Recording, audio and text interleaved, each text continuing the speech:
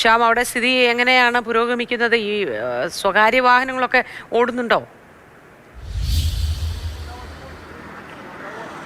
ഈ സ്വകാര്യ വാഹനങ്ങളും മറ്റുമൊക്കെ ഓടുന്നുണ്ട്. നിലവിൽ യൂബർ ഉണ്ട്, അതോടൊപ്പം തന്നെ ചെറിയൊരു തോതിൽ ഓട്ടോ സർവീസും മറ്റുമൊക്കെ നിലവിൽ നമുക്ക് കാണാൻ കഴിയുന്നുണ്ട്. അതോടൊപ്പം തന്നെ ട്രെയിൻ സർവീസും പോകുന്നുണ്ട്.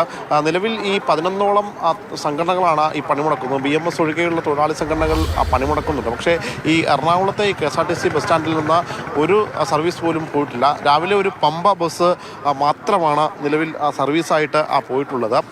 അതോടൊപ്പം തന്നെ ഈ എറണാകുളത്തെ നഗരത്തിൽ എല്ലാ കടകളും അടഞ്ഞു കിടക്കുന്ന ഒരു സാഹചര്യമാണ്. നിലവിൽ ഒരു ഹർത്താലിന് സമാനമായ ഒരു അവസ്ഥ എന്ന് വേണമെങ്കിൽ നമുക്ക് പറയാം.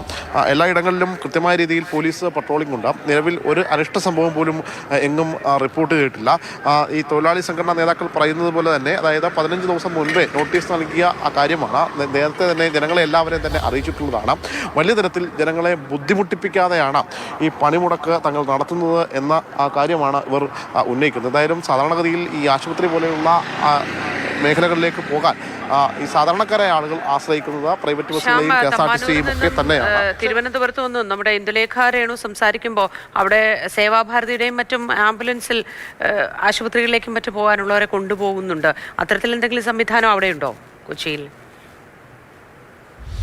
ഈ എറണാകുളത്തെ KSRTC സ്റ്റാൻഡുമായി ബന്ധപ്പെട്ടുകൊണ്ട് ഒരു തരത്തിലുള്ള സംവിധാനവും ക്രമീകരണങ്ങളും തന്നെ ഒന്നും തന്നെ ഏർപ്പെടുത്തിയിട്ടില്ല. ഈ സാധാരണഗതിയിൽ നമുക്ക് ദൃശ്യങ്ങളിൽ കാണുന്നത് പോലെ ഓട്ടോയും മറ്റും മാത്രമേ നമുക്കിവിടെ കാണാൻ കഴിയുന്നുള്ളൂ. അതായത് ഈ യൂബർ സർവീസുകൾ ഇവിടെയുണ്ട്.